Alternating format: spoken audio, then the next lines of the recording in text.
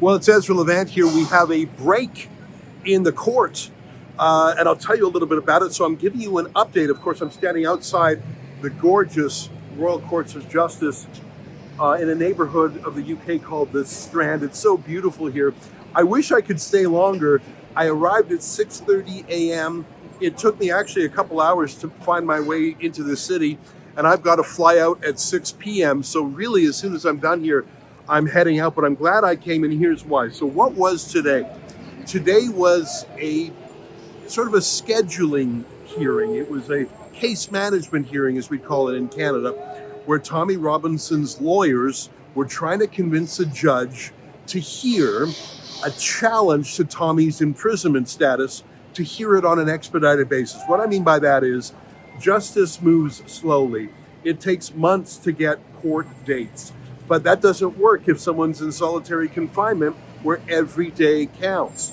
So today is a special hearing to convince a judge, his name is Justice Martin Chamberlain, that Tommy has a sufficiently important case, that's sufficiently urgent, that the actual substantive hearing should be done on a speedy basis.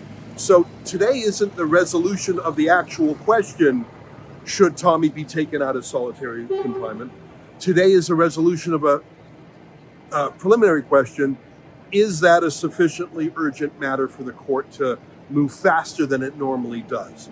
Now, the fact that they scheduled today's hearing fairly quickly in itself is a good sign.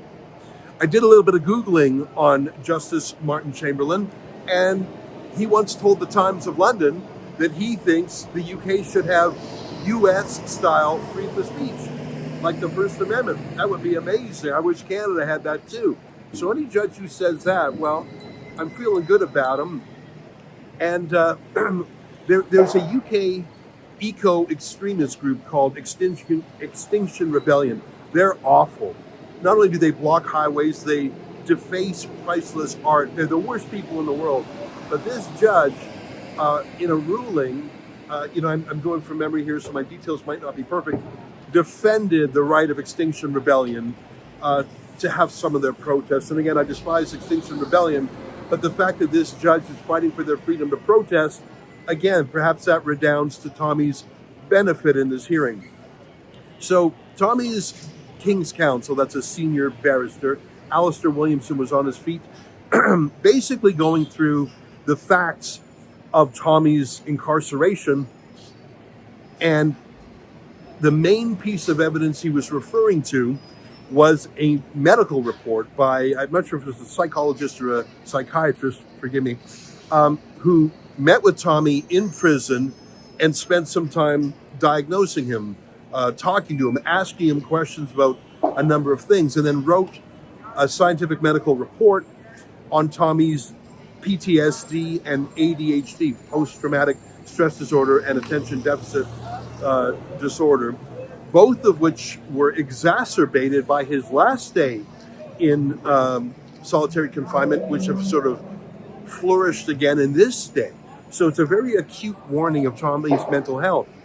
On his feet in reply, the KC for the government, the Secretary of State is the particular office, but it was just a King's Counsel lawyer, argued that, it's not really solitary confinement because Tommy has the occasional visitor and he has the occasional phone call and he's allowed to do arts and crafts or something, they said.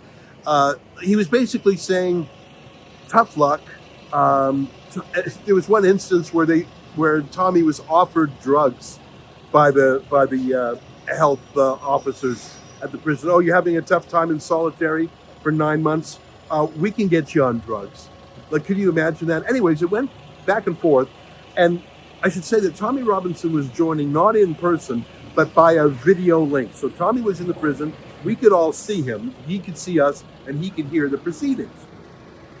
And he was listening to Mr. Cross, that's the government's lawyer, talk about how wonderful Tommy has, and he has this many visits and this many phone calls, and it's just a luxury vacation compared. It's better even than other prisoners have, was at one point a contention by the government. And Tommy started waving his arm madly. And the judge took notice of that. And the judge, being no dummy, said, oh, he clearly objects to that. And the judge said, well, maybe we should take a break and let Tommy have a phone call with his lawyer. Tommy's not going to come and give evidence, but maybe Tommy can give some information to his lawyer, who would then perhaps rebut or refute Mr. Cross. So the court went on a half-hour break while the lawyers talked to Tommy on the phone. But then Tommy came back to the room through his video link, and he held up a sign saying they cut off my phone. And indeed, that was confirmed by Alistair Williamson, Tommy's lawyer. So the judge was not happy with this at all. The judge inquired and said, are you serious? The prison cut off the phone call between Tommy and his lawyer when I instructed the lawyer to talk to Tommy? In effect, the prison cut off the call to the judge, didn't they? The judge was not on the call, but the judge instructed Tommy and Tommy's lawyer to brief themselves so that the hearing could proceed. The prison scotched that. The prison scuppered that. The judge was not pleased. The judge said to the government's lawyer, Mr. Cross, you get on the phone and you tell the prison that they must reconnect Tommy.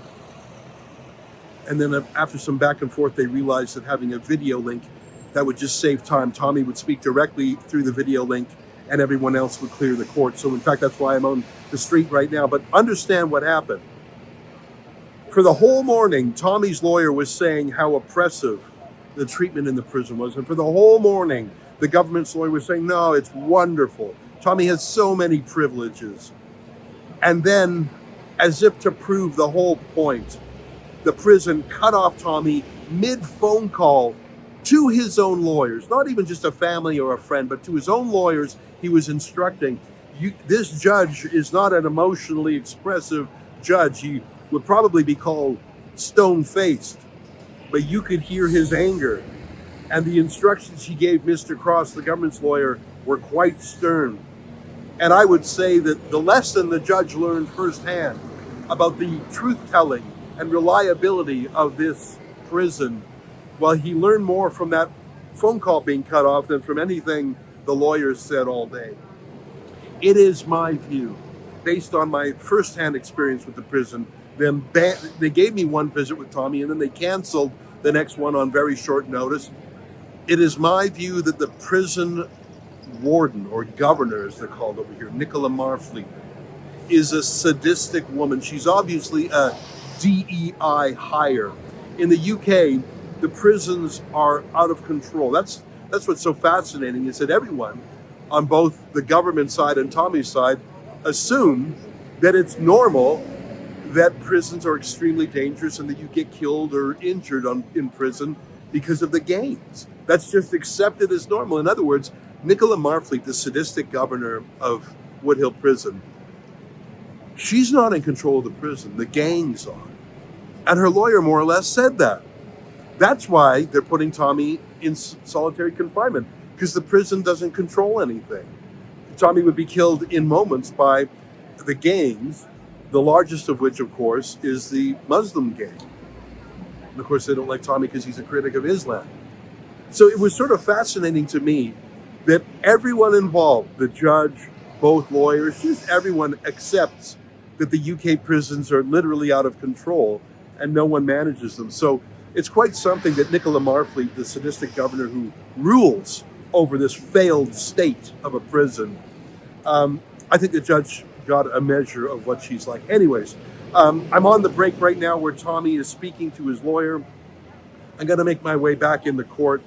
There are, I think, about 4 or 5 mainstream media journalists there. I have not seen their coverage, but I think we can surmise it's going to be the same as it ever was, which is they hate Tommy. They're going to spin things as hard as they can. I'm sure if you read my tweets and compare them to The Guardian or the BBC or whoever else was there today, you'll think we attended 2 different hearings altogether.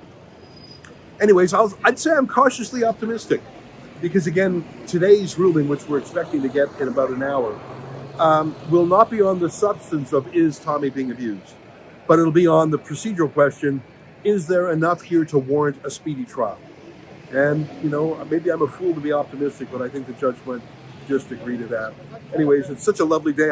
I hate the fact I have to head on home, but there's a lot of important work I have to do back in Canada. But I'm glad I'm here.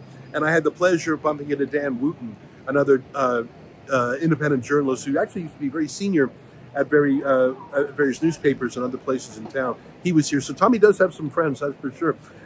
The highlight for me was when we were all leaving the courtroom so Tommy could use the video link to speak privately with his lawyers. And I walked up to the camera for the video link and I waved, and Tommy saw me and he waved back and he wrote a note to me. And it was sort of wonderful, actually, because I hadn't been able to visit the lad because of the sadistic governor, Nicola Marfley. So anyways, that's my update. I'm going to go back in there now, and I will try and have one more update with the important news of how this is resolved. So thanks for listening. By the way, if you want to see my tweets, it's just on Ezra Levant. That's my Twitter handle. And I'm going to post certain things at TommyReports.com. Thanks.